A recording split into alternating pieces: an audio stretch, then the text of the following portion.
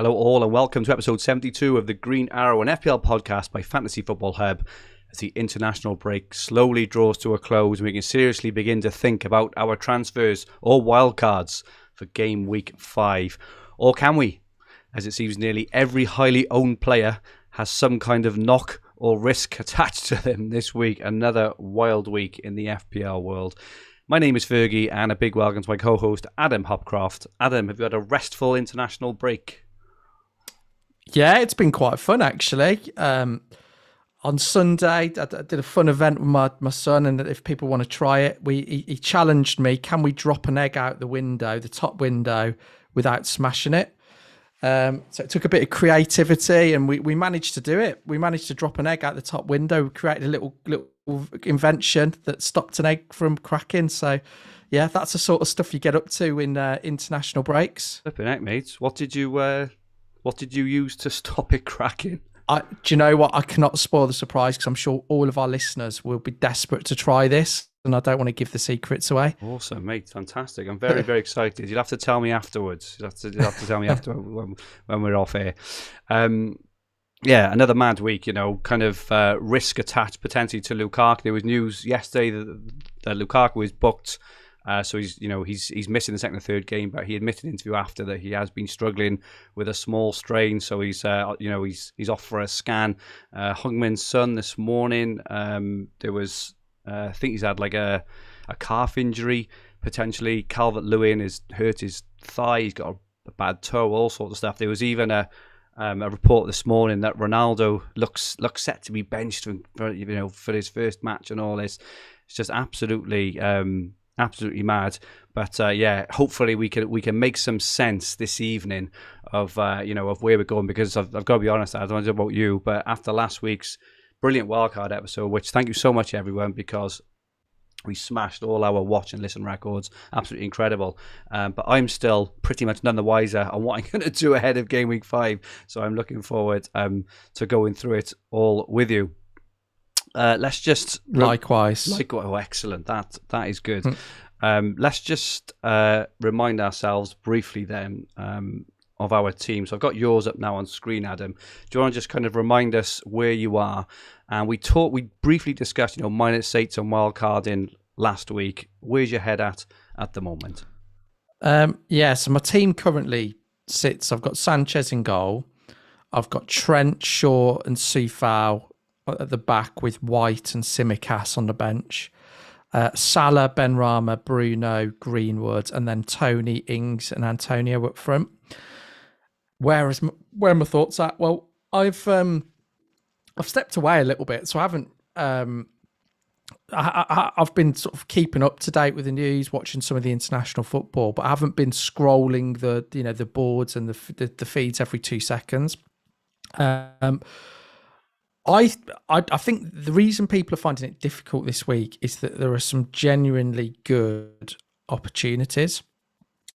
So when I look at my team, and I think there's probably 3 options. I think I could, or potentially 4. So I think I could do a very simple move, Ings to Calvert-Lewin.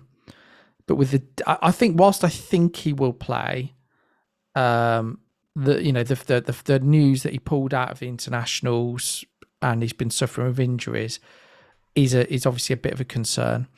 I think the problem I have with that move as well is I've struggled to find moves to do that I like the weeks after, because it means keeping Bruno, and it also means I'd have no money in the bank. So it will make it hard for me to bring in the likes of Rafinha. It'll make it hard for me to upgrade or change Tony. So I just feel with that option, although it looks quite sensible, I don't feel I've got any wriggle room. And the one thing that's important to me is flexibility. I also think as well, if I'm looking, I suppose I potentially could go Bruno to KDB the following week. That is an option. So I haven't completely ruled out that move, but a lot of it will go to press conferences. The alternative is I can take a -4 or -8, in which case I'd do Ings to Ronaldo, Bruno to either Jota would involve a -8, or I could go Rafinha, or I could go Torres, which I'm less inclined to do now.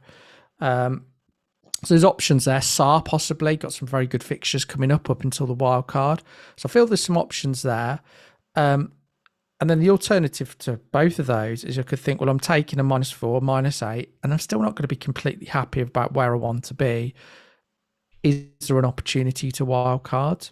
So there's quite a lot up in the air at the moment.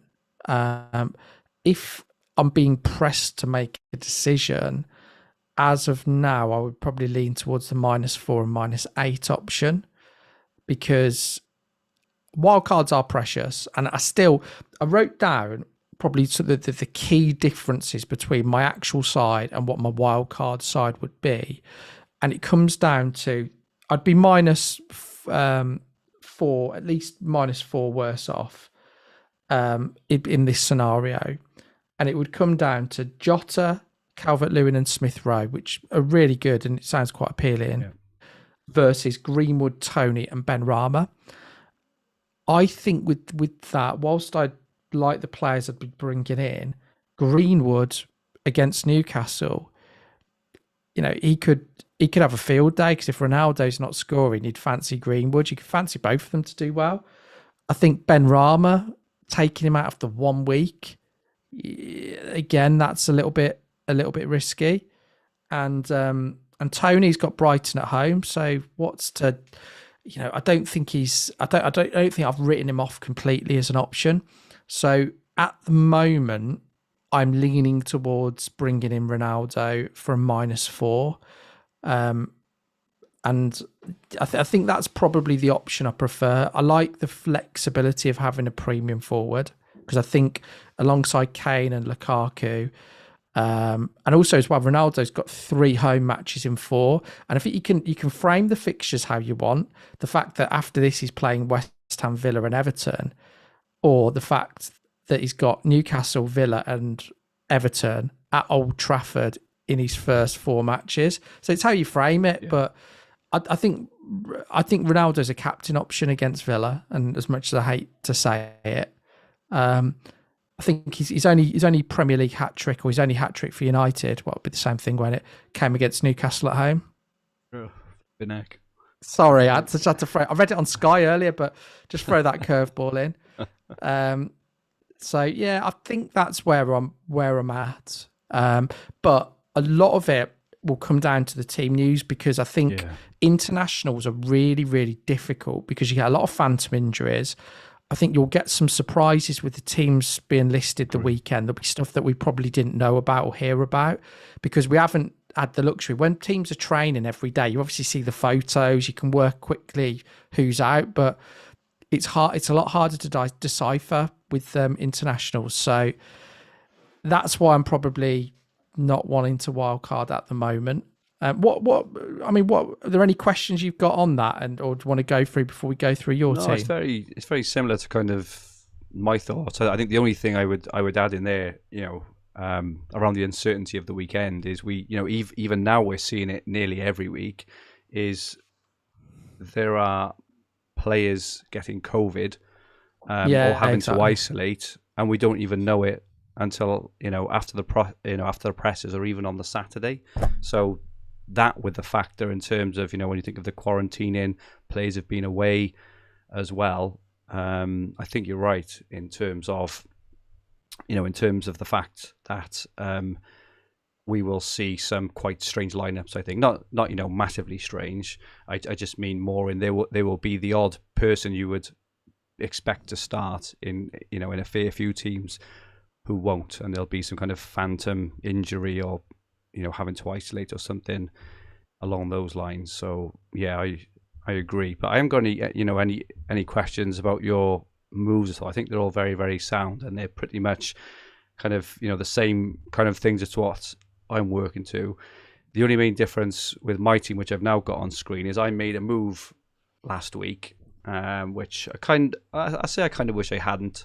I did. So I was pretty set after last week's episode on moving, on doing the -8 to get Ronaldo in. But to actually do that, I needed to move Tsimikas out, because he was blocking the Jota move from the third Liverpool spot. So I did move Tsimikas out to Livramento, which I was kind of thinking of anyway. So I've made that move. So I have no transfers left now.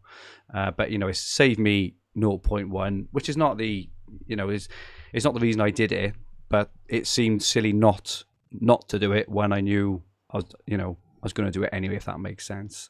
So, but I'm in very much the same boat as you, and I keep flip-flopping. Have you still got Simicast then? No, I took him out last week for Livramento. Oh, you did last week? Okay. So I've used my free transfer. I'm every move I make now is a hit.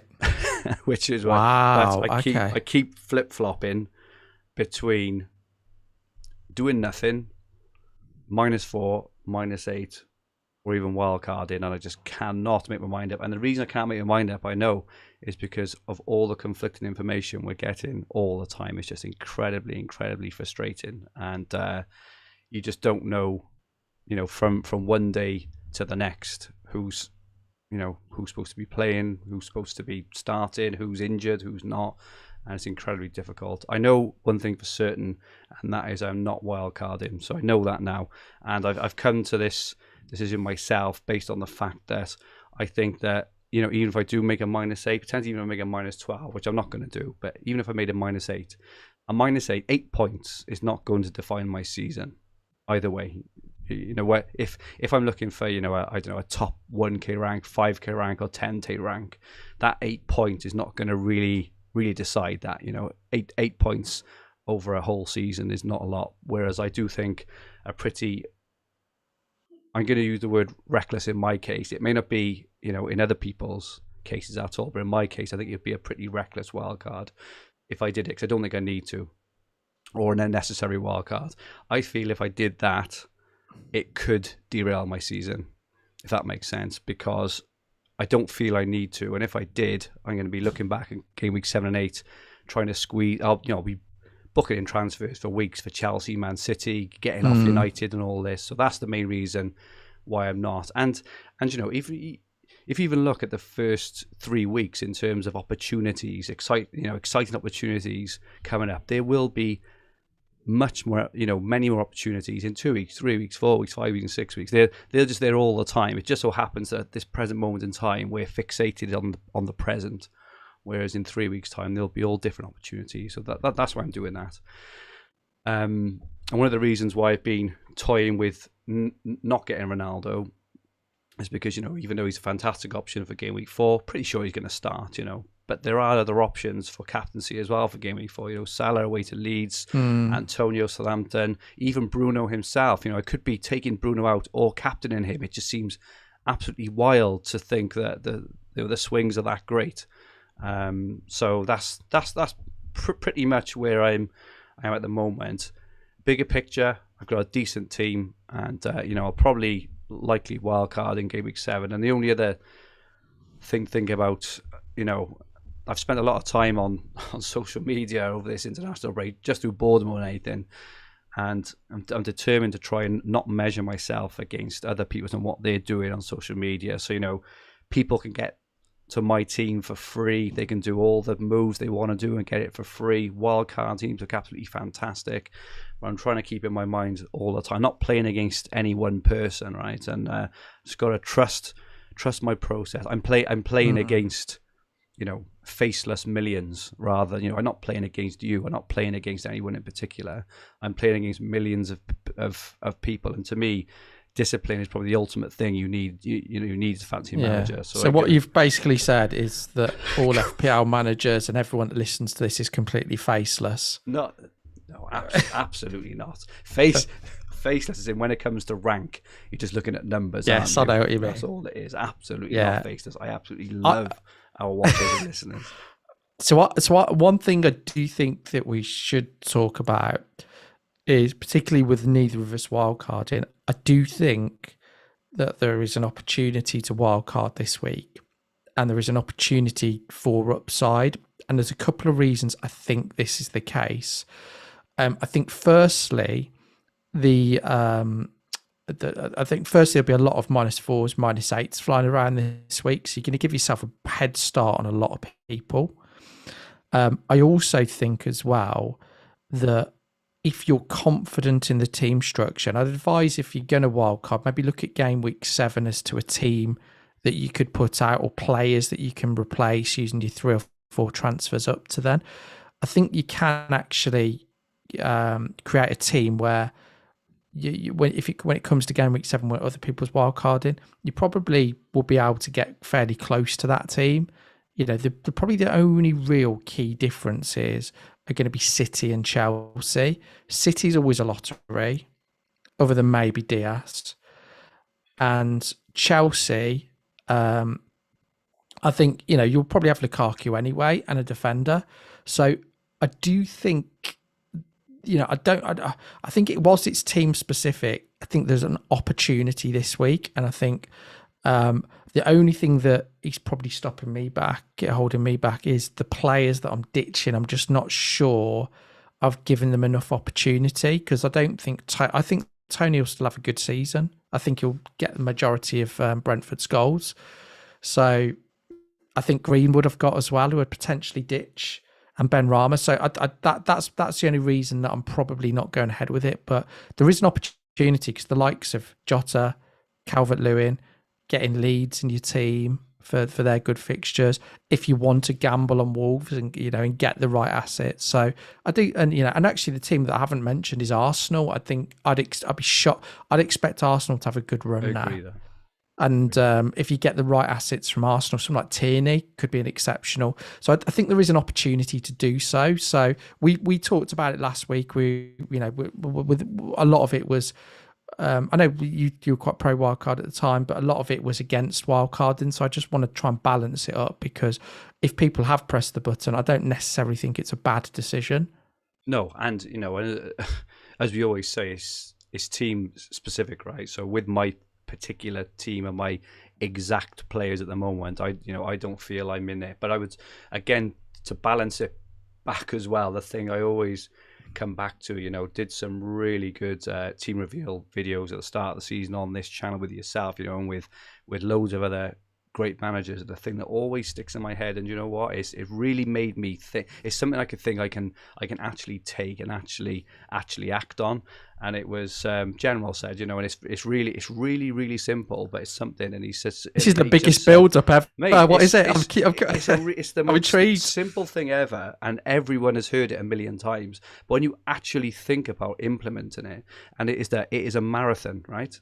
So a marathon is 26 miles, right? And he says, "Would you sprint the first mile?" Of course you wouldn't, because you'll lose, right? Our only rank that matters is that rank after game week 30. Yeah, the only result at the end of a marathon is after 26 miles. So here, we're in game week 3, we're less than 10% through the season. Even if we are kind of game week 7 or 8, we're less than a quarter of the way through the season. It is a long old season, and it's all. I just think. I'm kind of answering your point, I suppose, you made on getting a good start, right? In those marathon terms, we'd only be 2.5 miles in. Already we're talking about, breaking away from the pack. Well, fine, but by mile 4 or 5, which is nothing into the marathon, still, you make it back when you're wildcard in 7. So I suppose that's my counter argument back in terms of, terms of that. I do agree with you, and I'm not wild carding. I want to wait for more information, but I think I wouldn't be surprised if we see some great scores. Oh, agree. And I think some of those wild card teams could sneak ahead. So it just depends on how you want to play it. But there is some upside, in my opinion, to going for it. If obviously the big caveat, if you get it right. So some really interesting things in the chat. Marcus said, "You're saying you're wildcard in game week 7. There's 3 weeks difference, acting like you're going to wildcard in game week 30." I think those 3 weeks are massive, actually, because of the fixture swings. Because United go on a horrendous run, so I'm on 3 United, and I'm on 0 Chelsea and 0 Man City. That to me is a pretty a pretty major swing, as well as obviously in game week 6 or 7 we will have played double the amount of fixtures that we have played already and have double the amount of information. So again, it's just another argument against the wildcard for my team. I'm not saying that anyone who has pressed it is wrong to do so, but I do think it's good to chat these things through. Anyway, for any new watchers and listeners, you are very, very welcome. If you haven't subscribed to us yet, please press the subscribe button in the bottom right-hand corner of the screen and set the alerts so you don't miss our live streams, which are 7 p.m. every Tuesday evening right here on this channel. Also, please press the like button if you enjoy our content. Any likes would be much appreciated. As we are live, please feel free to join the chat at any time. Let us know your thoughts on the topics of the relevant sections, and feel free to ask some questions throughout. We've already had millions and millions of comments. Thank you so much to everyone who's joined us live this evening, and to everyone who will be watching and listening later. My goodness, Held, we have greetings from Norway, first time live streaming, heard almost every episode on Spotify. Thanks a lot. No problem at all, Held. Great to have you on with us. We have Gavino, John, Kisa, Russell Baker, FPL Heaney, Julie Kleinhans, Alan Ward, FPL Alex the Kid, who had a green arrow up to 32k. Very, very well played there, Alex. Stefan L asks about Brandon Williams, and FPL Fozzie. Will your team ever be that bad to warrant an urgent wildcard, though, Fergie? So it is a good question. I don't think it's bad enough at the moment, personally. Thank you so much all for joining us.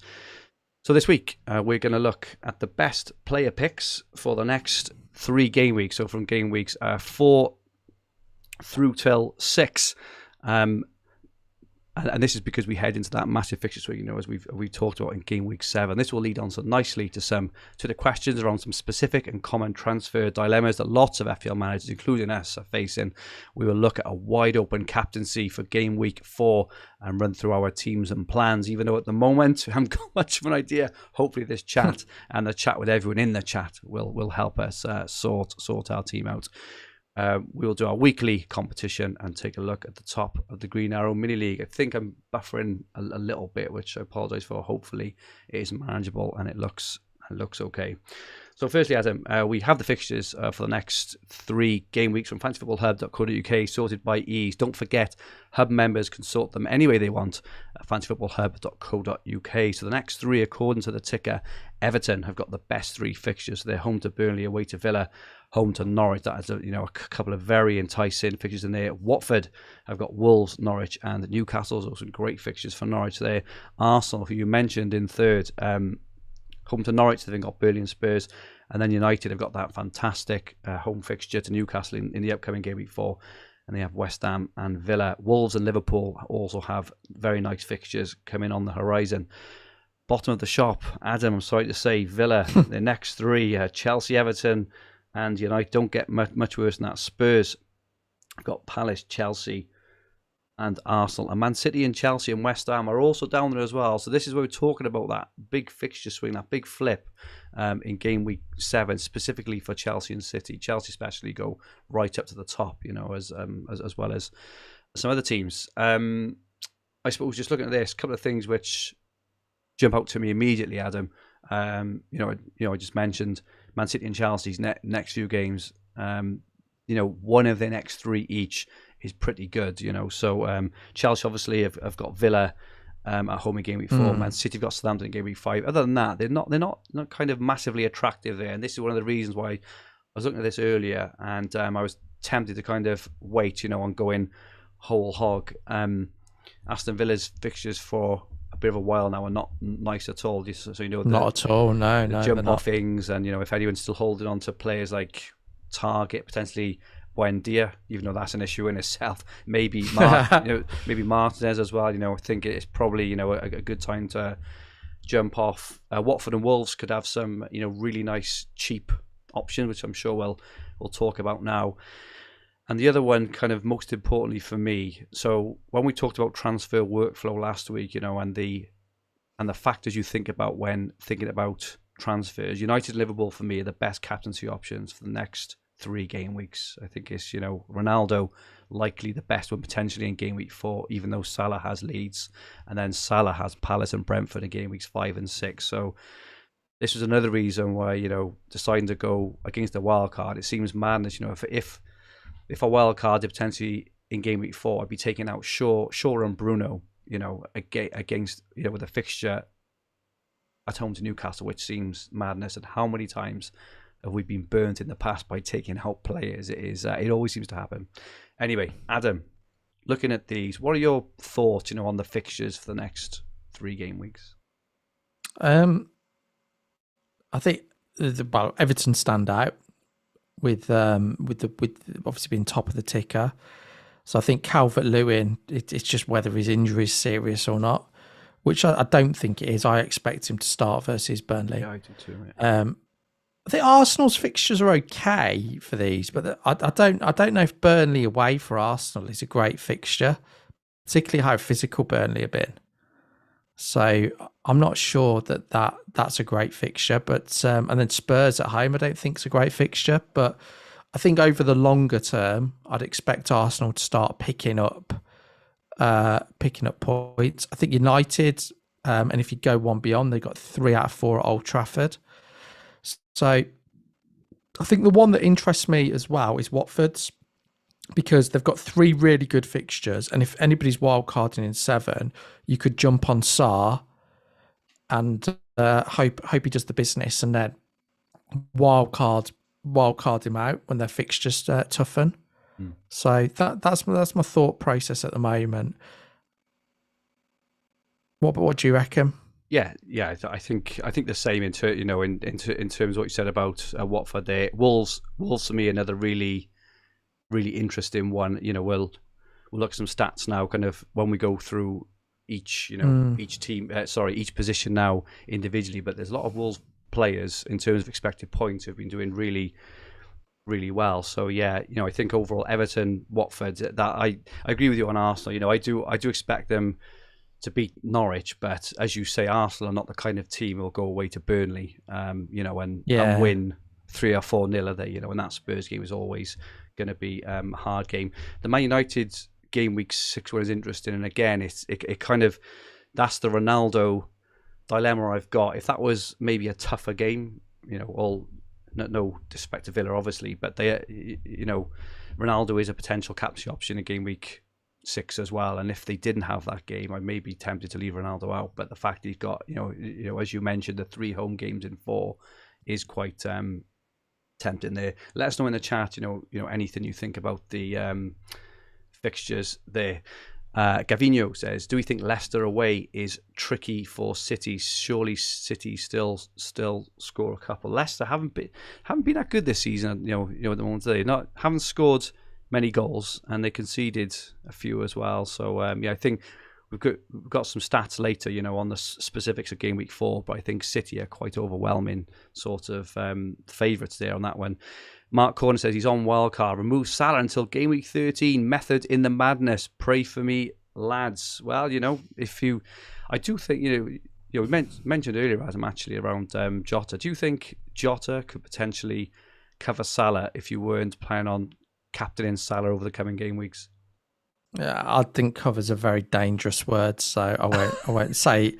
I don't like the term. I think you got to look at players on their own merits. What I do think is, and it's really difficult with all the injuries and the news coming out at the moment to have a clear picture, but I do think you could have a team with Ronaldo and Lukaku as your and then having Jota in as well and spreading the funds. Yeah. It is a bit risky because I think the Salah and Ronaldo rotate quite nicely for captains, I think, over the next few.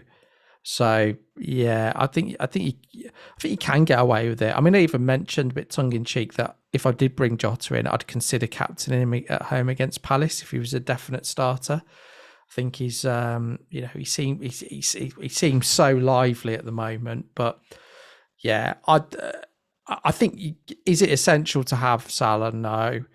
Is it wise to go without him? Or is it unwise to go without him even? Probably, yeah. Yeah, that's fair enough. And We Live FPL says, no such thing as cover, have Jota as well as Salah. Question, we'll move on to defenders now, but Carl's asked, what do you guys think about doubling up on Wolves' defence? We'll talk about defenders next, and FPL rubber ducky, doesn't like hits. Points are so valuable with so much up in the air, it really isn't worth it. And he says having Ron and Rom is so restricted is indeed an FPL. Heaney also says I'm on Ronaldo, Lukaku, and Salah. Wow, it's interesting to see who you've got as your budget enablers there. Okay, so firstly, Adam, we have all defenders sorted by expected points for the first 3 game weeks, visualized brilliantly by FF Stuff. If you don't follow him, make sure you follow FF Stuff at FF Stuff 3. But from this, so this is the total expected points for defenders from game weeks 1 to 3. We can see Cancelo right up the top, 21.1. He's the kind of player, he's quite under the radar a lot of the time, but he does get quite high expected points. He should have scored against Spurs, really, on the opening day. And interestingly, Diaz and Laporte are also in 3rd and 4th. So City's defence has looked incredibly strong. If you're interested to see now if Laporte keeps his place, with obviously Stones back fit, I doubt he does. In 2nd is Trent, as you would expect. He looked incredibly dangerous. And Matip, actually, interestingly, only 5 million. What do you think about Matip, Adam? Do you think he's going to retain his place and, until he's injured, or do you think he's just an injury waiting to happen? Just don't bother. I think that. Whilst you shouldn't judge players on previous seasons, I think a lot of people are going to have Trent Alexander-Arnold. He looks brilliant. I just think he's an injury waiting to happen. Yeah. I don't feel comfortable owning him. I may gamble it in Sky, but it does very much feel a gamble. But I think if he can stay fit, you quite rightly mentioned that I think he's had 6 shots all in the box. I think he probably looks more dangerous than Van Dijk from set pieces, or as dangerous at least. So yeah, I think they both look pretty. To be fair, they both look pretty dangerous. But he's 1.5 million cheaper. That's the big difference. So yeah, I probably wouldn't go there, but. I mean, he's had a good start. He could easily get a 15-pointer in the next couple of weeks. When I think of Matip, I kind of lump Christensen in it as well, because he's also just 5 million, but he looks like either an injury or a rotation kind of waiting to happen as well. What do you think of Christensen, just out of interest? Because at 5 million, he looks a steal if he keeps his place. Exactly what you just said. If he keeps his place, is the big one, because I think Thiago Silva will come in at some point. Will they maybe use Thiago Silva more in the Champions League? Could be possible, but this is I think when we were talking about Wildcard and last week, we were talking about not having the full picture, and I don't feel we do at the moment, particularly with Chelsea defenders. So I think any player coming in from Chelsea and probably City at the moment would be a bit of a risk. Okay, that makes sense. Also high on this list, then we have Duffy, Alonso, Reece James. He's obviously banned, but he's one. He's definitely on my radar. Yeah. He was so unlucky last year. I watched a lot of Chelsea last year, and he was just so unfortunate to have Tammy Abraham and Timo Werner on the end of his chances. Was obviously at the end of his crosses. Was obviously he's got Lukaku now, and interestingly, Saiss is up there for Wolves at expected point 12.9. So we do have a question about Wolves' defence. I've got a graphic at you, after, which we will look at. But in terms of defenders, then Adam, that's what the expected points say. Which players kind of interest you in the next 3 games? Any Arsenal players or? Yeah, I like Tierney. I think he did pretty well, particularly in the first game. He's been up there on chances created, so I like Tierney. I think he's a good option. I think, like I said, I think Arsenal will be more solid in the next couple of games. If I was wildcarding now, I think Wolves are interesting because I know Saiss is in there, but I think at some point there's a chance they move to 4 at the back. But again, this is a case of we don't know. So Bruno Lage, I think I'm pretty sure that was it Benfica who was at before? He was playing with 4 at the back. I think he played like similar to Hassan Hutel, 4-2-2-2, whatever. I lost how many twos I've thrown in there. Quite a few. But he's so I would expect Wolves at some point to go 4 at the back. I think they tried it at pre-season, and then it will be which centre-back keeps their place in that case. And it could also just limit the appeal a little bit of the fullbacks. So that's what I'm a little bit concerned about at the moment. Will Wolves be more open against teams they feel they can beat? Because whilst everyone said they've had hard fixtures, has that impacted how they've set up? Has it impacted their sort of mentality in the game? They've had a lot of space to counter as well. So I don't think we've seen Wolves in too many matches so far where they're going to probably go out and expect that. I don't think they've really been the favourites in any of the matches they've played so far. That'd be fair to say. Probably against Watford they are. So it'll be interesting to see how they do. And I think every Wolves asset for me is a wait and see at the moment, because I think there's question marks over all of them. So I know we're on defenders, but if you throw in the goalkeeper as well, statistically he's done really well so far. I think he's up there in terms of top saves. But if Wolves change formation, and also the other factor is he's a 5 million keeper. So I think I'd probably still prefer Sanchez for $500,000 cheaper, because if you're wildcarding as well, you want to go for effectively to the half season point. They've all still got 16 games, and I don't think either team haven't played City or Chelsea, so there's not too much difference in the fixtures over the 16 games. Okay. So yeah, that's my thought process at the moment. I think Wolves I'd probably wait on. I'd possibly go for a Chelsea defender, although it's a gamble which one you go for. I mean, I like Reece James, but I think if you're going for a safe bet, it's Rudiger. Definitely thinking of doubling up in game week 7, but from 4 to 6, I'm quite excited. Looking at these stats, because Chelsea haven't had the easiest start, but Reece James, 13.7. He's only started the 2 games as well, haven't he? He looks really good. I was quite pleased to see Soufal in there as well, actually, because I've got him in my team. He hasn't done an awful lot yet, but he's looked pretty good. But happy to see him in there as well. Just to go back quickly before we move on to midfielders, just around Christensen and Matip. I do remember last year, us having a conversation around James Justin around this time, and also for the next 3 subsequent months around, kind of he'll lose his place, and he never did. And if you jumped on Justin early, you had a feast. You had a feast of points, and this is why it's kind of experiences like that why I'm potentially a little bit more inclined to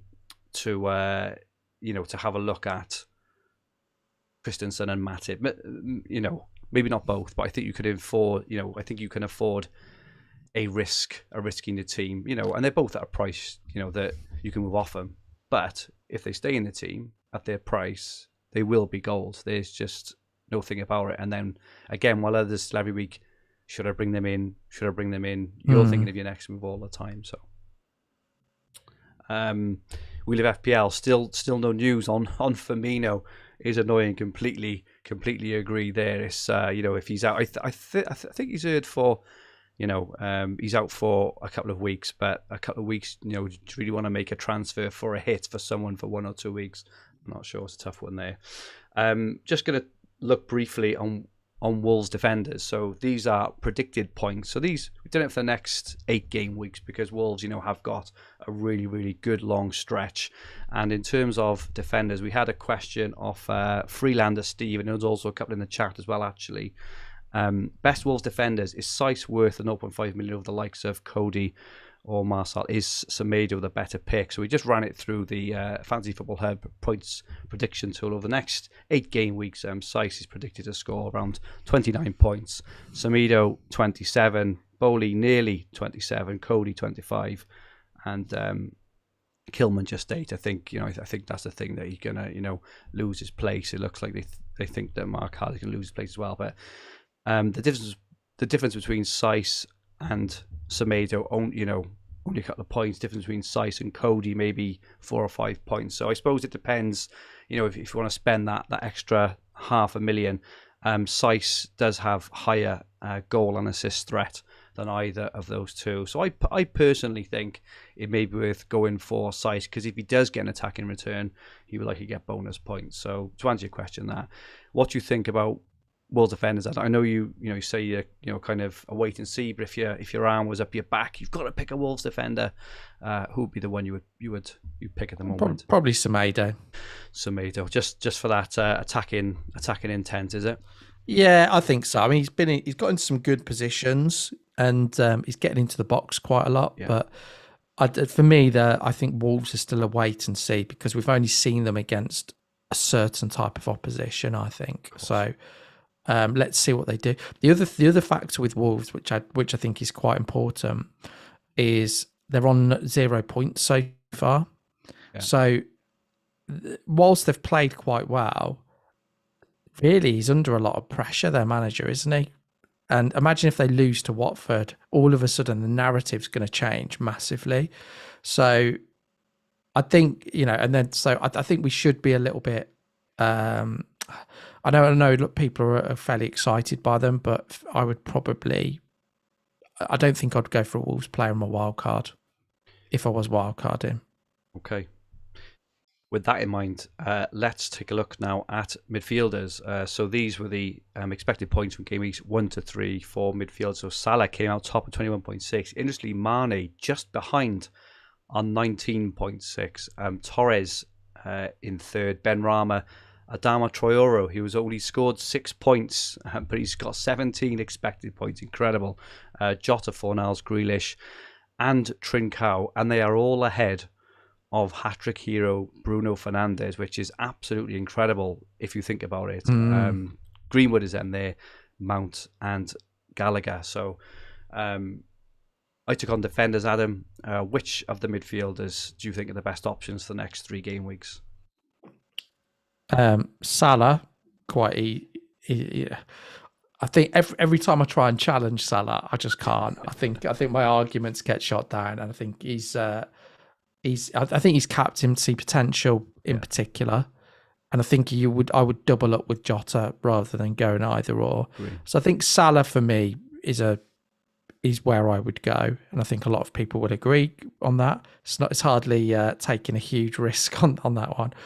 I think I would also go Rafinha, subject to any international punishments. I don't think there will be, but I think he's been a little bit unlucky, and maybe some of the stuff that stats don't show as well.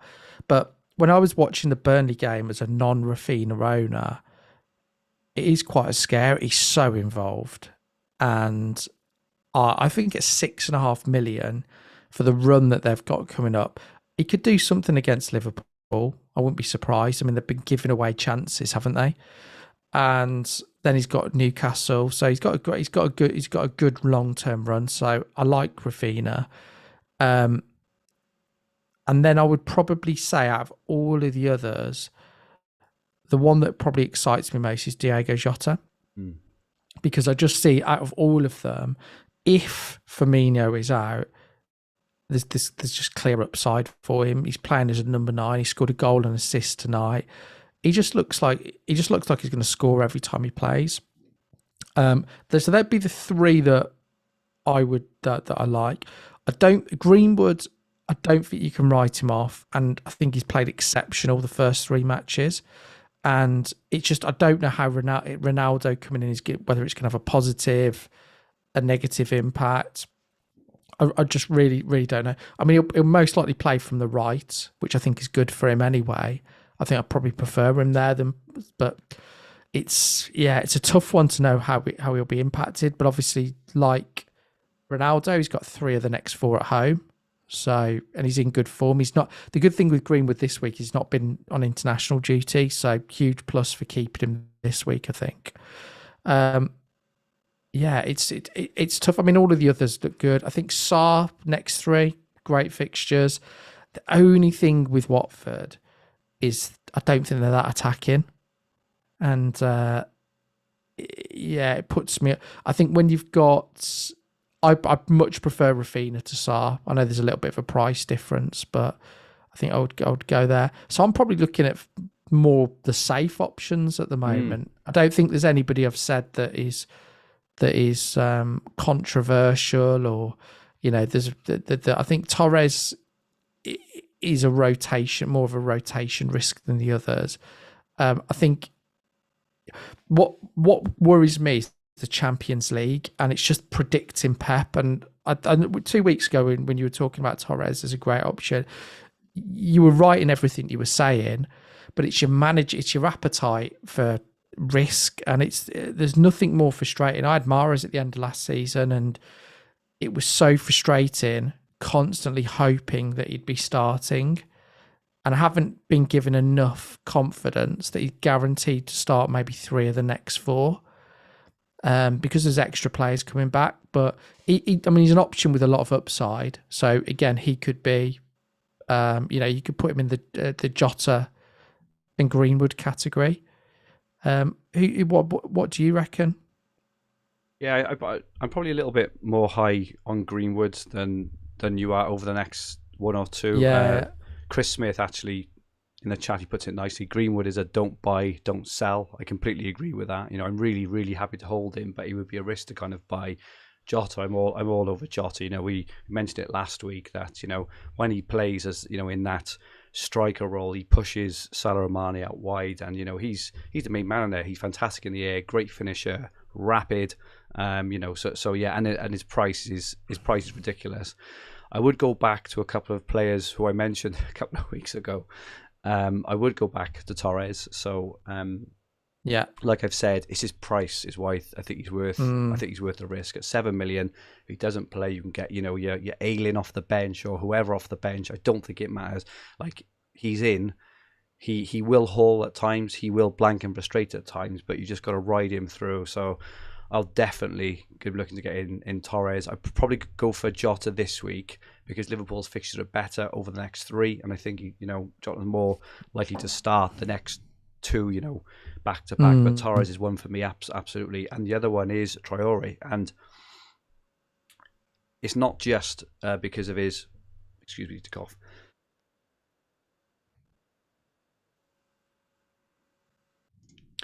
It's not just because of the eye test, and it's not just because of the stats.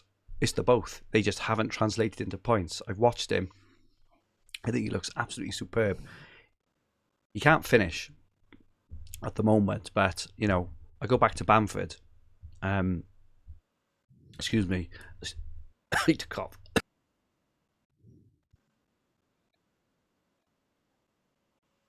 That's it. That's the impact Adama Traore is having on you. He does have that impact on me, Adam Traore. No. Yeah. I watch him and he looks frightening. He can't finish yet, but if you look at Bamford at the start of last season, we were saying with Bamford, he can't finish, his stats are rubbish, he doesn't score enough goals. Players develop and they improve.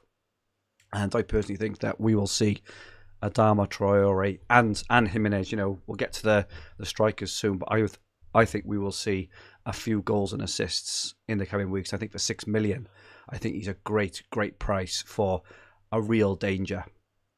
He struggles with his finishing. Yeah. But I think he will. And I said it last week or the week before, and I say it again. I think we're going to look back in game week 9 or 10 for both Torres and Traore and say, my goodness, the signs were there. Why didn't we get him in? Now, I can't get Traore in at the moment because of the other things I need to do with my team, but I wish I could get him in even next week or the week after. But can't you do Bruno to Traore and I can maybe Jota then, right? I'm missing out on Jota. And Jota is clearly a better option than Traore. I just think Traore. So who would you rank Traore above in his similar price bracket? I think it's that kind of fifth. Well, in terms of all mids around that, between 6 and 7.5. You've got Jota, Greenwood, probably Rafinha and Torres, but I think he's there just after those. I think I would prefer those, and I would have him. So anyone else really who Sarr, Harrison, anyone in that bracket, I think he's a fantastic option, and he just looks So dangerous. I need to cough again. I do apologise, everyone. Got a horrible tickle.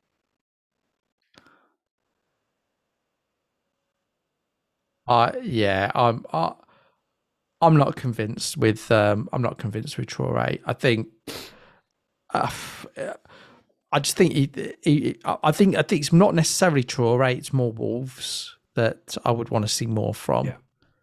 Particularly as they haven't scored yet this season, and I think they'll be under pressure going into this game. I don't think Watford away is an easy game. I think Watford have been defensively last season were incredible at home. So it'll be. I think that one. I don't think it'll be necessarily pleasing on the eye, but I think it'll be an interesting. I'm intrigued to see how that game plays out. Yeah. So I see all your points because he was outstanding against United, and he's a player. Somebody posted, I can't remember who it was on Twitter. I do apologise, but they posted that the 10 most exciting players in the league to watch, and Traore I think was just above Grealish, and I'd completely agree with that in the sense that he's so exciting to watch. He's great, gets you off of your seat. Yeah, but I don't get this. I don't get I don't have the FPL confidence in him. Normally, he's not a player that gets a lot of big chances, so it'll be interesting to see if that pattern continues. Because I think one of the big things is overall, people were saying, well, he's not massively under or overperformed his XG. But his XG has never really been that high. So is it just a couple of games where it's worked out for him, or is he going to become the real deal? So I think it's a wait and see for me. I don't think I'd buy him yet. That's not to say in a couple of weeks if he's looking great, I might be tempted to go there.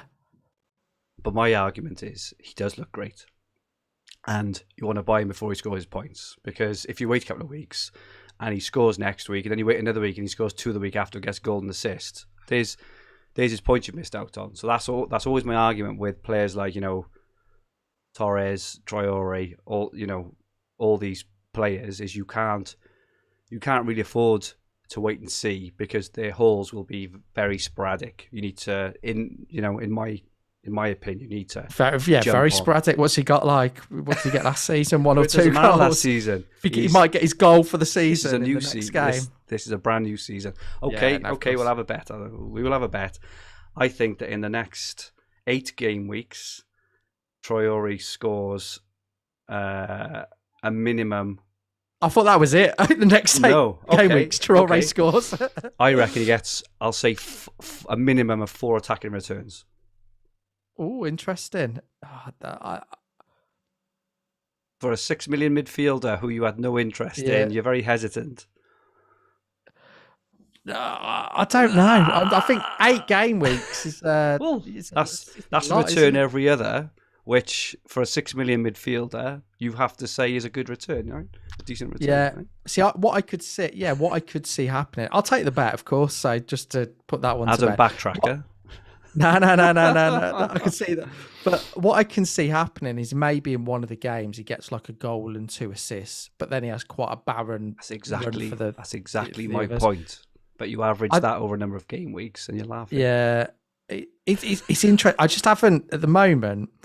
I think the jury is really out. He could end up converting all these chances into points, but he could equally end up being, being just. In fact, he might even end up not getting as many opportunities as he's had in previous games, because the counter attack opportunities are surely in the space are surely not going to be as good against teams like Watford and teams that are going to go to Molineux. Rather than just going all out attack against them. So I think at the moment I would place looking at the 6 million options. I think Sarr for the next 3 is better than Traore. I think you can have a bit more confidence with Sarr, and I think Rafinha for 500,000 more. I prefer him. I agree with Rafinha. Definitely, I agree with Rafinha, and I think that's more what I'm saying. I'm not saying that he will not be a good option at some point this season. I'm saying based on the evidence, I haven't seen enough that convinces me that Wolves are going to convert all these into points, because Jimenez looks like he's lost confidence. So that I think Jimenez is one of this sort of links into Traore. I know we're going to strikers in a second, but Jimenez looked hesitant for a couple of headers, which is understandable, and you can't criticise him for that. And I think the fact he's playing is remarkable, but that puts me off. And I think it'll be interesting, and also as well with Podence potentially coming back in, how's the team going to set up? So I just think there's more questions around Wolves than anything at the moment. And I know sometimes when we do these, it can be very polarised. Just because you think someone's great, I've got to think they're rubbish. I don't necessarily think he's rubbish. I think it could really go one of two ways, and I just haven't seen the evidence. Whilst his performances have been exceptional and really enjoyable, I'm just not confident at the moment it will convert into immediate FPL points. But that's for me, that's quite interesting to watch and see how it plays out, because Wolves could quite easily, if they lose to Watford, and I don't think anyone's really mentioned this, they lose to Watford, they've lost 4 games on the trot. There's going to be a little bit of pressure there, and pressure does all sorts of things to a fan base, so I think it's a huge game for Wolves, and I don't think Watford will lie over and roll over and give them the points. So I'm not saying what will happen. I'm just saying I'm intrigued as to how maybe the next few games play out for Wolves. Do they change system? Do they get a little bit cagey because the pressure's on? Who knows? So one to watch, but of course I will take the bet. Everyone in the chat is on your side, Adam, sadly. I've seen one person actually think Traore is a good pick. Ahmed Darred says Piles gets me off my seat too, but I wouldn't recommend them. Who does he play for? Sure. Steve Piles. Man says Traore is a useless FPL asset. We Live FPL said something interesting. Actually, it's quite an interesting thing he said. He says the problem is I've lost a comment, but he said the problem is you never know when points are going to be scored. It could be another 3 game weeks. But isn't that the whole thing of fantasy football? Is trying to guess who's gonna score the points when? Is that the whole essence of fantasy football? Is trying to predict what's going to happen, not follow what has already happened. But what I think he's trying to say, and it's a really good point, is that Traore is unpredictable, and I think he's right. There was a season before last. Might have been the season before last. I think he actually scored against Spurs. He scored against Man City. I think he got like an assist against Liverpool. So he was it could, in a way, be the bigger games that suit him more. And so I think Traore is unpredictable, and that when like you've just said, in a game where you're trying to predict things, it does make it difficult. For me, just the final point on this. And it might link us nicely into strikers, actually. I think maybe we should just go. We should go on to that. And that is just Raul Jimenez, because we talked off air prior that the stats for Jimenez are actually really good at the moment. There's a lot to like about it. He's on penalties, we assume anyway. I don't see any reason he wouldn't be. So there's some interesting things. So I think from what I recall, he had 12 shots. So I think there's been some good stuff from Jimenez. I just don't think he's looked like converting any of them, and it's really sad because Jimenez is one of my favourite FPL players, because we all have little bonds with players. But I bought him, I think, game 3 in his first season when I wildcarded. I must have got early that season, and he was 5.5 million, and I had him the rest of the season. He was great for me, and I really want him. Out of all the players this weekend, outside people that I own in my fantasy football team, if I could, and obviously Villa players, if I could have one player score, it'd be Jimenez without question. Because I really, I think what he's gone through has been really, really tough. But I just what I've seen so far, he doesn't look like the Jimenez of old. He's getting the shots, but he's not really looking like scoring. So I really, really do hope that changes and we see something. And it could just be that it's going to take him a few games to get his mojo back together. But we'll have to wait and see on that. In terms of what do you think of Raul Jimenez? Just just to finish off on Traore, if that's okay. Sorry, just before we move on to strikers, Man says, I'm definitely trying to convince myself. Traore definitely has all the potential, but it's totally unpredictable. You have to wait several games for anything. Shiro says Sarr is on penalties, so I think he's a safer pick than Traore. And Muldoon sings, when the shot's in the sky, that's so wide, oh my, that's Traore. I love that. I'm not going to sing that out loud. That's definitely my favourite. And there's a couple when John says Traore, he's 1-on-1 with Backman. He shoots. It's a throw into Watford. I'm not really enjoying all the and then I had a direct comment from Aditya Ghosh.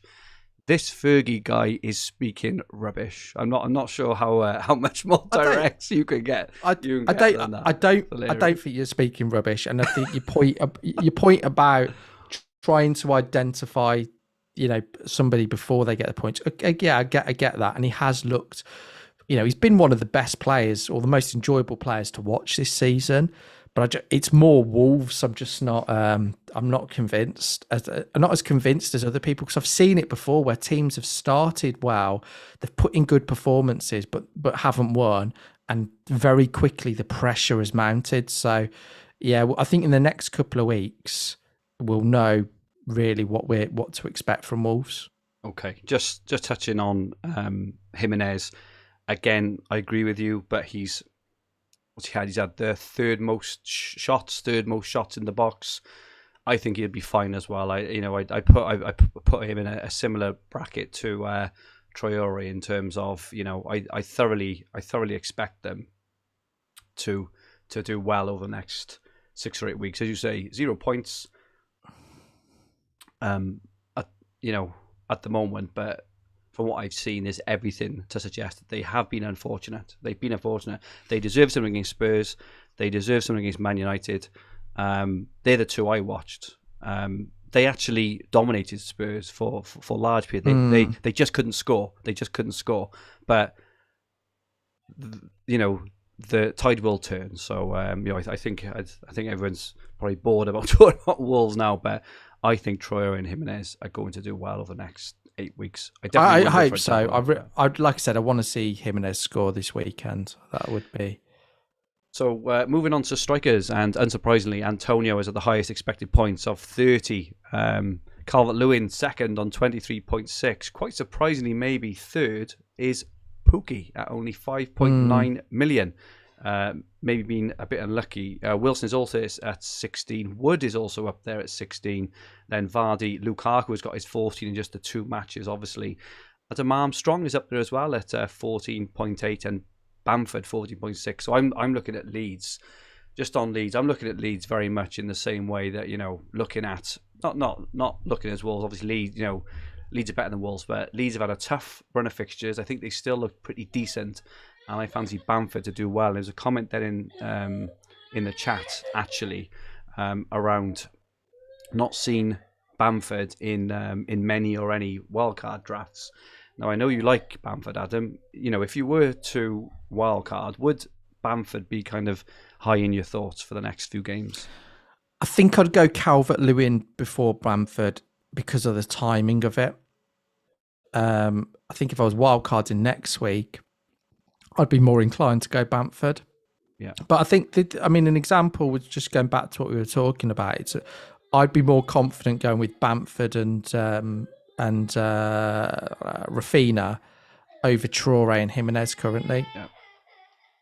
But yeah, no, I'd agree with that as like a double up. But for me, just an example, Bamford and Traore, I think would work well. Maybe not so much the other way around. Who else on that list, Adam? So who excites you mostly? Interestingly, no real premium assets in there. Kind of high at the top. So Vardy's 6th, Lukaku is 7th, and Kane isn't on there at all, obviously. But interestingly, a lot of mid-price sort of players there. Who are the main 3 or 4 that kind of interest you for the next few games? Okay, I think starting with Antonio, I think for me, the form that he's shown is he's not a must-have by any stretch, but with his price and the fact we could trust him with the captaincy against Palace, it's hard not to have him. I think so for me, yeah, I think Antonio probably narrows it down to picking 2 strikers, assuming you're going with 3 up front. Calvert-Lewin being on penalty. Go on, so what were you going to say? Sorry. Can I just ask, is that your daughter crying because you're not going for Adama Traore or?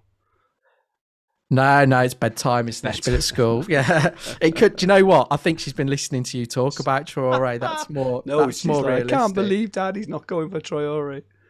Yeah, no. It's yeah. I think she just heard you talk about Traore. I think don't do it. If you put Traore in my team, that's it.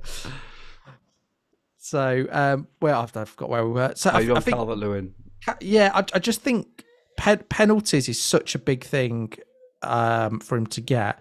Everton obviously aren't going to get them every week. So, but I think the fact he's on them adds a little bit because it's a bit too. But we probably didn't know at the start of the season, and I think his fixtures are excellent. I think he's a captaincy option against Norwich in game week 6.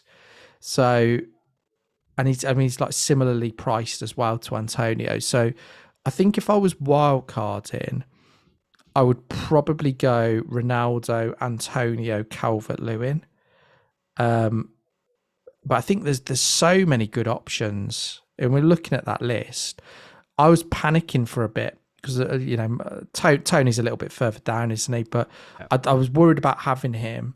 But there's other players that you can sort of move out to. I think Armstrong's looked very good. Maybe not the best fixtures coming up, but he's looked brilliant and he's a little bit cheaper. I think you mentioned Pukki. His fixtures turn next week, don't they? Yeah. Didn't get a little bit better. So I wouldn't be delighted about going there. But he's very, very cheap, so he could allow another upgrade. I think Bamford from next week is great. I think one player who can't see on there at all, who could be an interesting one and a bit of a gamble, would be someone like Aubameyang. Is an absolute out there punt, given who they've got this week. But I think I would the ones I would have most confidence in based on how they've started and what they did last season would be Antonio and Calvert-Lewin. I think Bamford's close to it, and then I think Lukaku and Ronaldo. You could throw in either one if you want a premium. So you just mentioned Aubameyang, and our final slide in this looks at all players, and this is predicted points for the next 3 games. Game week 4 to 6, and this is where Aubameyang does come, actually arrive in this list. So he is quite down there. He's 9.9 million, so he's dropped 14.7. He's actually going to be my mug highest scorer in game week 4 effort this week, but he is in there. Let's have a quick run through. So these are the predicted points for all positions for the next 3 game weeks. And Hub members can access the tool and customize it for any different range of game weeks, price points, or positions. So Salah is predicted to be top the next 3 game weeks with 20.9. Ronaldo second at 29.8. Bruno is also up there, 18.6. Then Mane. Greenwood, interestingly, up there as well at 17.7. Then we have Calvert-Lewin, Alexander-Arnold, Kane, Jota, Jimenez, and Bams. We've talked about all of these. Really, couple of Liverpool defenders in as well, but Aubameyang is in there, and I'm sure he'll have a spell in the season. He's classy enough, right, to have a spell in the season where he does well. Son is in there as well at 15.4. Van Dijk and Robertson. But yeah, I suppose just kind of wrap up this section for expected points over the next. Predicted points over the next 3 the game weeks. There, Greenwood stands out to me there. He's 5th in this list, just 7.7. I'm surprised by that.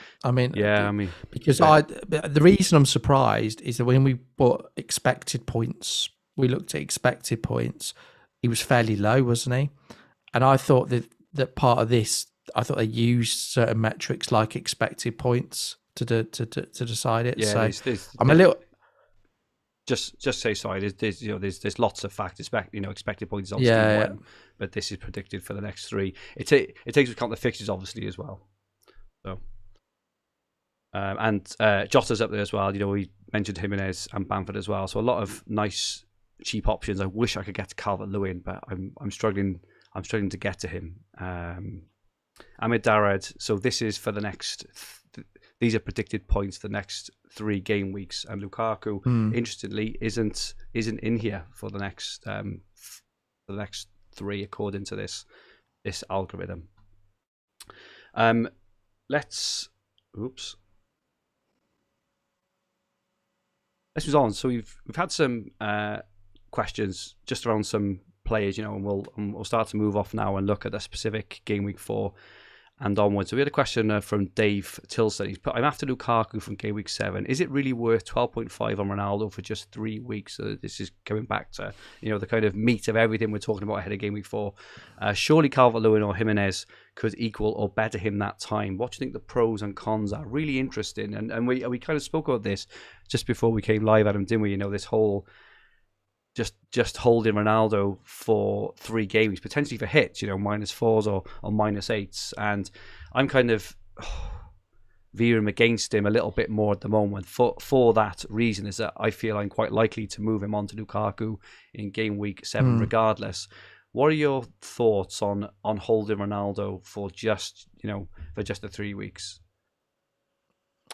So one of the reasons I quite like the move is you could actually move to Lukaku quite easily in game week 7. I think he's got Everton at home in game week 7, so you may not even want to do that. Fair. But the one reason I quite like the move is it gives you flexibility not to wildcard in game week 7. I'm not fixated on any particular week. It could be that you want to go, because you with your transfers, a Ronaldo to Lukaku move is quite easy. So I do think it gives flexibility. I think I trust with I think what you're getting with Ronaldo, I think, in the sense that he's probably going to have between 4 and 6 shots every single game. His XG over the last however many seasons is consistent. It's fairly close to 0.9 to 1 a game. He's going to be on penalties. I think there's huge upside. I think there's more upside in Ronaldo than any other player in the game over the next 3 or 4 game weeks. Now, it might not work out like that, but I think I'm for taking the risk, because I think the feel good factor's there as well. And I want to captain him this weekend. I think there'll be a lot of excitement, and I think Newcastle are probably the team that, if you could pick the opponent, I think I probably would go with Newcastle. I don't think there's many I'd choose above them. So if it was any other team, I don't think we would be as torn. But it is this team, isn't it? You can see it being like a 3-0 or 4-0, can't you? I think this is the problem, or the opportunity, however you see it. Yeah, exactly. I think if you're going to go Ronaldo, you do it this week without a question. You don't do it next week if he gets agree with that. a brace or whatever happens. This is the week to do it. I think long term, I like the structure of having at least one premium, and it could give me the option not to wildcard in game week 7. I might be able to delay it a week or do it. So that's probably why I like to do it. Could DCL or Jimenez match him? Of course they could. I think, but I'm pro doing that move at the moment. Okay, it leads on nicely then. A question off FPL Dog. -8 or wildcard. He said, it's all I've thought about. And to be honest, it's all I've thought about for the last week, and probably, a lot of, for those who are the template team, what a lot of us thought about. -8 or wildcard. So my initial instinct is, a -8 is fine. I mentioned at the start of the show that a -8 is not going to derail your season, even if it doesn't go right. Whereas, in my opinion, I know we differ on this, Adam.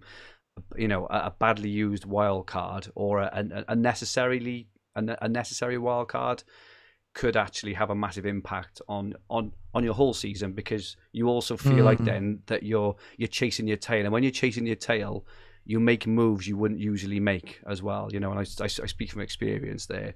So my direct answer for that is -8, and I'd say, well, like I say, we're only 3 game weeks in, we're less than 10% through the season, plenty of time left. Have you got any argument, Adam, to play a wild card over taking a -8? It depends what your team looks like after the -8. I think if you're fairly happy with it and you can progress over the next couple of game weeks following the -8, I'd be more inclined to do that. If there's still quite a few problems that you need to fix, then you could still be on the back foot, and that -8 might become another -4 the week after, another -4. So I think there are situations where, again, I think it's team specific. If with a -8 you can get yourself in a reasonably good position that you're happy with, I would do that over wildcard. I think when you get to -12s, that's when you're starting to think, well, actually, a wildcard might not be a bad option. Interesting. Stephen Moore in the chat says there is never an ideal time to wildcard. FPL Rubber Ducky disagree with Fergie. A -8 is a terrible idea. And Ahmed Darrett says a -8 is about 80,000 places in the ratings minimum right now, maybe more. Bit of a handicap. And Phil Wright says -8 is madness. So everyone in the chat is very, very, anti -8. And I generally would. I suppose, how many times are we going to have a transfer like this again? And it's unplanned. This is the thing. If we'd have known about this when we were making our transfers for game week 3, we probably, then we would have probably had that in our thinking coming into game week 4, but we didn't, and that is a massive problem. I think also as well, the choice was a -8 or wildcard. It wasn't just should I take a -8, and I think there'll be loads of hits flying around this week. So yeah, it's not an ideal taking a -8, but I think it's brilliant for the game, though.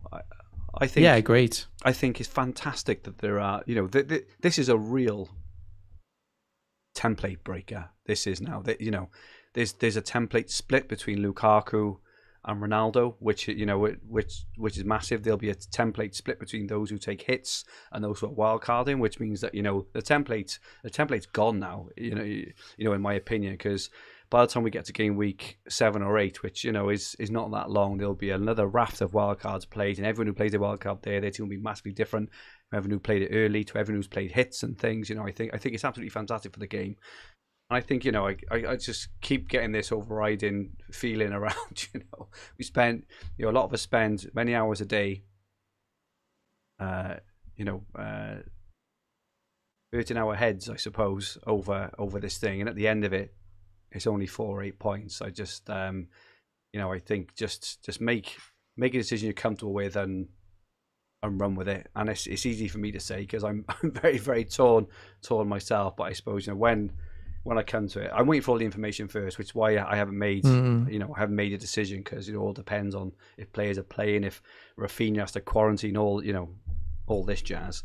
We don't have the full information now. Yeah, but it's going to be Friday, right? It's going to be a hard one this week because we just haven't got it with everything which is going on. Final question from Stephen M64. Do you think wildcarding as early as this requires flexibility with formations, and having an neighbour forward like Pukki or Dennis can allow you to switch between 3-4-3 and 3-5-2, for example, especially with Torres and Jota being popular, not nailed midfield picks? Really good question. I think Stephen Moore is in the chat. It's a really good question. And, looking at Pukki then, looking at his expected points. Now, he is he's a proven player. Okay, he had a really good run and went off the boil, but he's very cheap for what, for what he does. I think it's a great idea. So I've cornered myself a bit. I've got a 4.5 at the moment as my third striker, but I think having Pukki there is a really good idea. What are your thoughts here, Adam? Yeah, I think you can do it. I don't think it's a necessity to do it that way, because the problem that you'll face then is that you'll always have more value tied up in a bench player than, which obviously limits the amount that you can effectively spend on your starting 11. So I think there's pros and cons to it. Positives could be, particularly with, I don't think we're fully out of COVID. We've seen obviously some of the challenges that international football have bring. So it could give you a more flexible squad. But the one thing you may end up doing is benching a lot of points. So as long as you're aware of that, yeah, I think that strategy could work. Awesome. Okay, so we now briefly have a slide. So we showed this in game week 3, and this is looking at statistically indicators of what may happen in game week 4, looking at a team's XG and their opponent's XGC. You know, I'm not going to read this all out for the podcast listeners. You know, if you are interested in looking, come and have a look on YouTube. But basically, some of the the kind of highlights here is Liverpool are predicted to score a fair few goals, against a leaky Leeds. So Liverpool have really good XG. Leeds have a really poor XGC. So Liverpool are predicted to score a few goals against Leeds, which is interesting with this captaincy in mind. West Ham and Everton are also predicted to score a couple of goals in their matches against Southampton and Burnley respectively, and then Man United also against Newcastle as well. Man City against Leicester, and also Man City are tipped to keep it very, very tight against Leicester as well. So Leicester's XG hasn't been good, and Man City's expected goals conceded has been very, very good indeed. So a Man City win to 0 is what is indicated here. Also defensively, Spurs against Palace, Wolves against Watford, and Liverpool against Leeds are also expected to do quite well defensively as well. So just some indicators there based on XG and XGC. Adam, anything to shout out here? From what it looks like, I think I've gone through most of it probably. No, not really. I think there's a lot of interesting matches this week. So I think that I'm not sure Liverpool will thrash Leeds. I think particularly with Calvin Phillips back and at home, I think they'll do better. I think he does have a positive impact on them. That's a fair point. I think the game last year was 1-1 from what I remember. So I don't think Liverpool will thrash Leeds. I think City could beat Leicester convincing 2, maybe 3-0. And I'd be shocked if United don't thrash Newcastle. I think 3 or 4 now. Oh God, this whole Ronaldo thing, isn't it? If he starts and United score 3 or 4, he's going to be involved. It's not necessarily Ronaldo. If Ronaldo wasn't there, I think I had my captaincy on Greenwood before Ronaldo's signing. So, or in my bus team originally. So, yeah, I just think Newcastle aren't very good at all, and yeah, so and I think didn't they allow like one of the best XGs to Southampton in the last game? So I just can't look past that game. I think it's a great one to target. Yeah, it's a perfect one to target for captaincy. I don't think there's yeah, that's what I would say. We will refine this model. Obviously, at the moment, this is just based on stats from the first 3 game weeks, but we will refine it. We'll start doing home XG against away XGC and all this stuff as well. But at the moment, it just gives some indications on how matches may play out. Actually, the ones from game week 3 played out pretty well against the indicators, which is quite interesting. Next, who is the best captain for game week 4? I haven't got my usual slide for some reason. It hasn't imported over, but I have got a captain slide. Adam, captain of game week 4. We've mentioned Ronaldo a few times. Who are you realistically going to captain, and who else is under consideration? Ronaldo is who I'm realistically going to captain. I just think that if I'm looking at the fixtures, I think Newcastle will give up more chances potentially than any other team. And the person that may benefit from that with his 4 or 5 shots a game is going to be Ronaldo. As I said, I find the Leeds Liverpool game harder to call. Again, Southampton I thought played quite well against Newcastle. The break, could it have dented any momentum that West Ham were creating? That could be a tougher game. Calvert-Lewin's got an injury or potential injury. Yep. So for me, the captain should come from that United-Newcastle game. Bruno could be a great option as well. But at the moment, I'm going with Ronaldo. Okay. Zuck says also as a Newcastle fan, I completely agree. We're not very good defensively, and Steve Bruce took a holiday in the international break. So, really? I can't believe that. I have to make an apology. Tom Mann and No Weak Foot have pointed out that Lukaku he's been missing out. He's been missed out with a few of these for some reason. This is the first time we've tried to do this. We will obviously get this fixed for next week. Apologies for that. There's clearly been an error pulling the data from the stats into the graphic, but we will sort that out. Promise. Lukaku would obviously be high, high on the list. I think Lukaku, while people are probably going a little bit quiet on it, it's just the news around the injury, and it just adds that uncertainty to it. Yeah. Whereas when you're getting pictures of Ronaldo shaking hands with Solskjaer, telling him he's taking penalties or whatever he was saying to him, I think you have a little bit. I think the pictures of Ronaldo today have probably given people the confidence he's going to start the weekend. Yeah. So yeah, I think that's where I would go at the moment. I can't see past it. What about you? Yeah, I think Salah is the only one at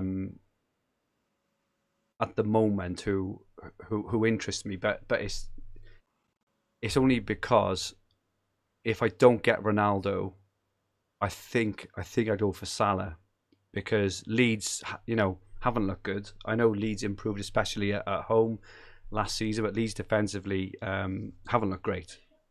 So Liverpool's XG, I think, has been the highest in the league so far on average over the 3 games. Salah on pens, as we know, he only needs to score a pen as he did in the Chelsea game, right? So that's why I think Salah could also be a very good option. So if I don't go for Ronaldo, I'm not sure I go for. It's a strange one. How can you go from maybe transferring someone out or maybe captaining them in one game week? I know, it's mad, isn't it? But that is maybe something that could be happening with Bruno this week. It sounds absolutely crazy, but it could happen. So if I didn't go for Ronaldo, it would either be Bruno or Salah. Both of them are probably guaranteed 90 minutes. You would guess, which is probably more you can say for Ronaldo, potentially Lukaku if he's injured and all this sort of stuff. Just seeing the chat, thank you so much, FPL Heaney, that on the hub predicted Lukaku is predicted to play 62 mins at the moment. That's why, and that's down to his injury at the moment. And Tom says Belgium play tomorrow. If Lukaku starts, would that make you more inclined to go for him? Absolutely. That's that kind of, that goes without saying. I think the other thing, just on the Bruno Ronaldo situation, when we were looking at expected points earlier, Bruno, before Ronaldo joining, was quite far down. I think he was level with Greenwood, and I just think Greenwood's matching him for a fraction of the price, isn't he? I would be surprised if you knew that Man United's XG was, say, over the next 3 games, they got an XG of 6, averaging 2 per game, and you had to guess who was going to be top.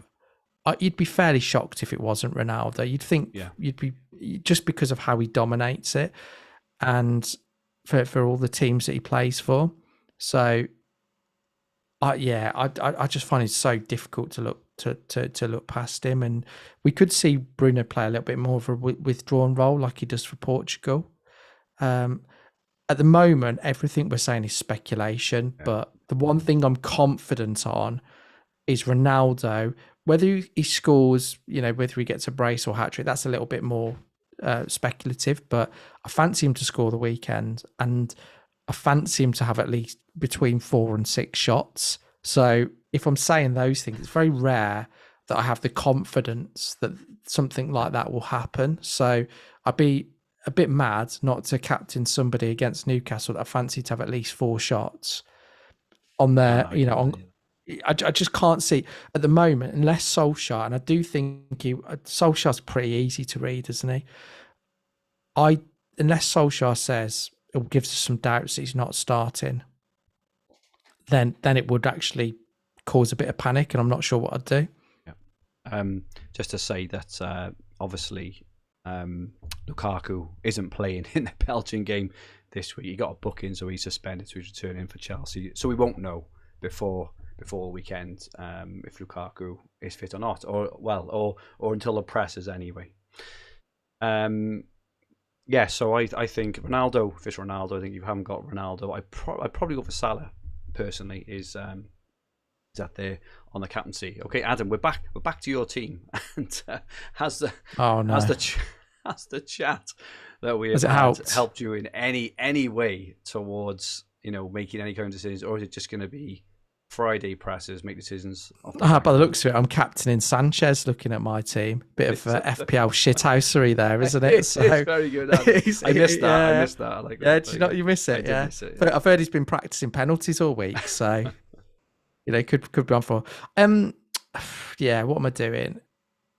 I don't think I'm going to wildcard at the moment, but just the only caveat to that is, again, team news could push me to do it if there's a couple of injuries back from international duty. I think I want to bring Ronaldo in, which means I have to get rid of Bruno. I think the sensible move is to do Ronaldo and Bruno to Rafinha Ings and Bruno to Rafinha and Ronaldo. It just depends how much I want Diogo Jota. Because do I think he'll go mad against Leeds? Not convinced he will. So could I wait a week? I fancy Leeds to score as well. Yeah. So, and the thing that I know, and it's always a good thing to think about when you're making transfers.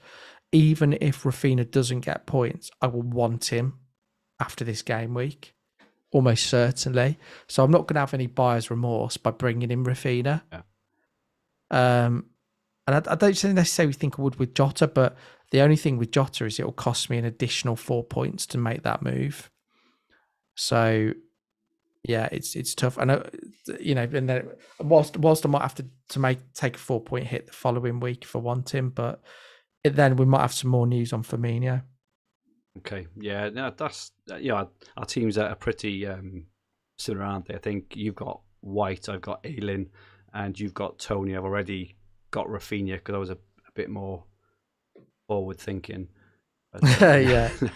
But yeah, I think just looking at my team them as well. I think I'm pretty much the same. I think for all the chat we've seen with Ronaldo, and I know that the people are against the -8, but in 1 week, absolutely. I would if it was game week 38. I would be, why are you taking a -8? Or even game week 1 or 2. But in season, if it's a move which sets you up 4 or 3 weeks, you don't have to get the 8 points back in the same week. I think that's important to remember. So I'm looking at this at getting the 8 points back over 3 game weeks is what I'm thinking, because it looks like I will certainly be looking to wildcard. I think I say certainly. At the moment, I'm planning to wildcard in game week 7 is my current plan. But getting the 8 points back, with profit, obviously, over 3 game weeks. And I think that Ronaldo could do that by himself, potentially, this weekend. So what are you thinking? So, Ings to Ronaldo, Bruno to Jota? Yes, I think they're my moves.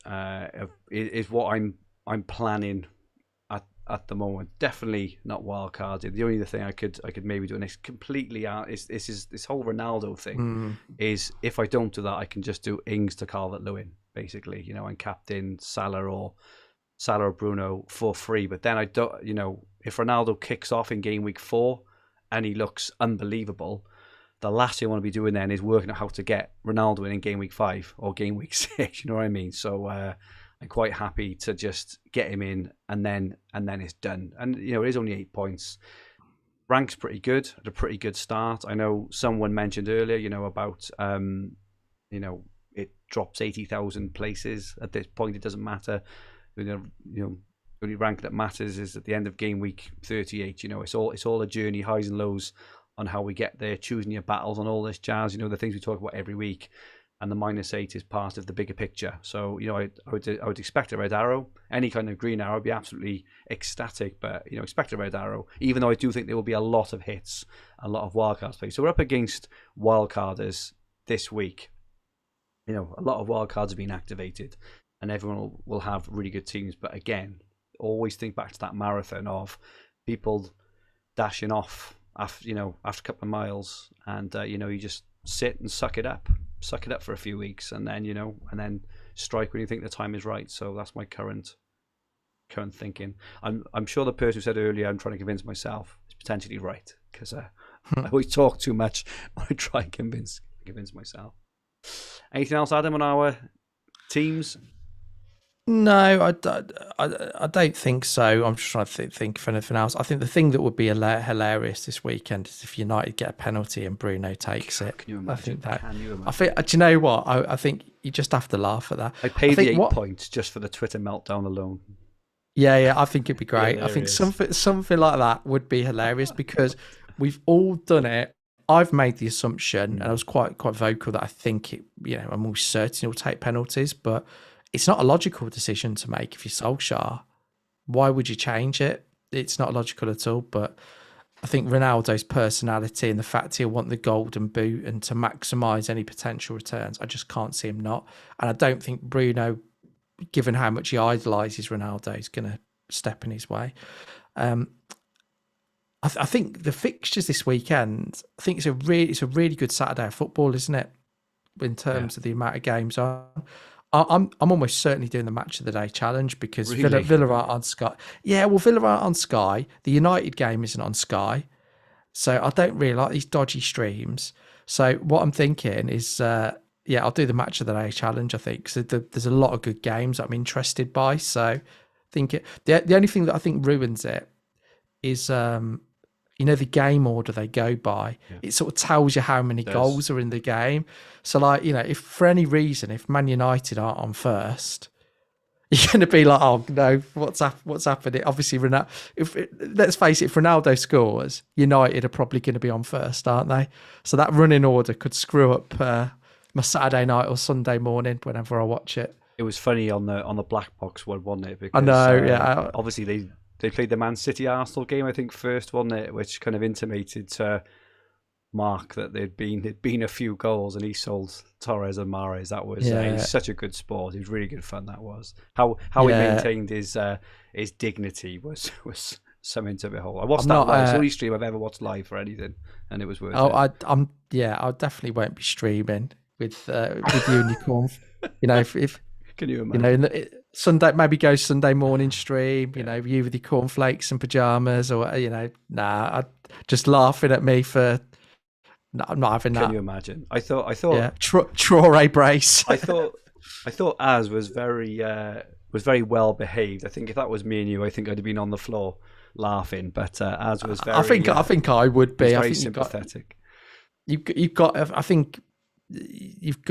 be, haven't you? And I think you can't take it too seriously. It's all a bit of fun, isn't it? It's all a bit of fun. These things happen, don't they? So you can't get too upset by them. MW1 says, "What makes you think Ronaldo is taking the penalties?" I think I saw a stat last week, just that when he's been on the pitch in the last 10 seasons, there's only been one occasion where he hasn't taken the penalty when he's been on the pitch. I think that is a pretty much of an indicator. He's like, I'm the man, and that's the end of it. And he had a hat trick at the time, and he's good friends with Benzema, and I think he wanted to give him a goal for confidence. So Ronaldo, So that there's a bit of context there. It wasn't as if it was on a.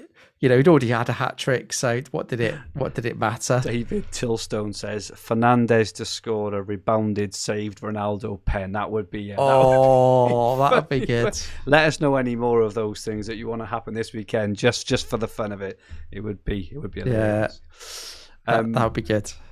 Competition time for our YouTube watchers. Firstly, last week's winner was Ferran Torres with 18. I can't believe I'm saying this out, Adam. I should clip all this stuff, shouldn't I? But Ferran Torres, 18 points.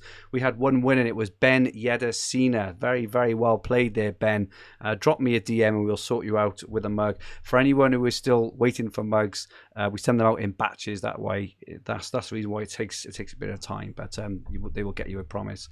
For this week's competition, for a chance to win one of our fantastic Fantasy Football Hub mugs, you need to firstly like the stream or the video. So make sure you press like, make sure you're subscribed, and then comment on who you think will be the top point scorer in game week 4. So I already mentioned mine earlier. I'm going for Aubameyang at home to Norwich. I think Arsenal are going to bounce back. Adam, who do you fancy to be the top point scorer in game week 4? You can't say Ronaldo. That's cheating. Yeah, I won't go Ronaldo. I will go with I think maybe someone like Pepe. No, I said that's good. He finished the season off really well, didn't he? And I think it's a sort of game. I think going for an Arsenal player in that fixture for this, or maybe somebody a little bit more out there might give you a good chance of winning the mug. Cool. And let's take a look at the standings at our @FFH _Green Arrow mini league. After game week 3, in 10th place, you have Vincent Rayner in joint 7th, 3 in joint 7s. Arkit, Mark Berry, and Lewis Ewington Gape. Lewis Ewington Gape, I know that name. I think he's from my hometown in Barry, I think. 5th is Jawad Khan. 5th is Andy Goodwin. 4th is Michael Hammond. 3rd is Joe Widowson. 2nd is Krishanu Kona. And 1st is Michael Robertson. And Michael is 120th overall in the world. Very, very, very well played to everyone there. Make sure you join our FPL podcast mini league. There will be a fantasy football hub, a goodie bag prize, and free pre-membership for first place. Our YouTube watchers can join using the auto join link in the description below, and the mini league code is on our next slide, which is QDA SZ2. Do you enjoy our content? If you do enjoy our content, this podcast has been nominated in the Fantasy Football Podcast category in the upcoming Football Content Awards 2021. If you do enjoy our content and want to vote in the FCAs, it only takes a few seconds. Any votes are much, much appreciated. There's a link in the description below for our YouTube watchers, and for our podcast listeners, the link is also in the podcast description link below. Go down to Fantasy Football Podcast. Also, if you go to footballcontentawards.com/voting, go to the Fantasy Football section. It takes about 10 seconds to vote. We've also been nominated in the Best Video and Editorial section. So again, if you enjoy our content, please feel free to vote for us in those too. That's it from us for this week, Adam. It's been a crazy fortnight. I mean, hoping over the coming weeks it can calm down a little. It's the speculation in it. It's really hard to nail down decisions with so much speculation. Agreed. Thank you, so much as usual for joining us. Amazing insight as always. Where can people get hold of you, Adam? On Twitter, Hopcroft13. And my Twitter handle is @FFH_Fergi. This podcast and video will be on the Fantasy Football Hub YouTube channel, with the podcast versions available on all major podcast platforms. If you liked what you watched, please press the like button. Remember to subscribe to the channel in the bottom right-hand corner of the screen. If you enjoyed your listen, please rate the podcast and leave a comment. Leave us 5 stars. Leave us a comment. John has given us an award. Best beard, Andrew. Best Brummie accent, Adam. Well, you have to top of something there, Adam, don't you? Our handles on Twitter, Instagram, and TikTok are @FFH_HQ. And our podcast Twitter handle is @FFH_Green Arrow. I noticed the one side of my beard is going a bit grey than the other. I just noticed that when I was looking there. It's good. Yeah, you need to Photoshop that out. I know. I think I might have to do that. Make sure you give us a follow. Our website is fantasyfootballhub.co.uk, where you'll find everything you need for fantasy football all under one roof, including player comparison tools, the fixture ticker, Opta stats, top player team reveals, all the tools we demoed here this evening. To join the tens of thousands of other fantasy managers and sign up to the hub, choose all our amazing resources. You can use everything we used for yourself if you're a hub member. Click the top link in the description below. You will not regret it. Thank you so much for all the comments in the chat, for everyone who has enjoyed this stream this evening. We'll be back next week. Looking ahead to Game Week 5. Well, actually, I won't be here next week. I am going on an ad hoc holiday to Benidorm for a few days with my father and his friend. So I won't be here next week. I will be sunning it up in the bars of Benidorm. So I will make sure that when I return, I give you all my tales when I return. We will be doing the Green Arrow next week. We still need to confirm who it's going to be and if it will be a stream or whether it'll be a video, but we will be here next week 100%. Stay safe, and may all your arrows be green. Good night all.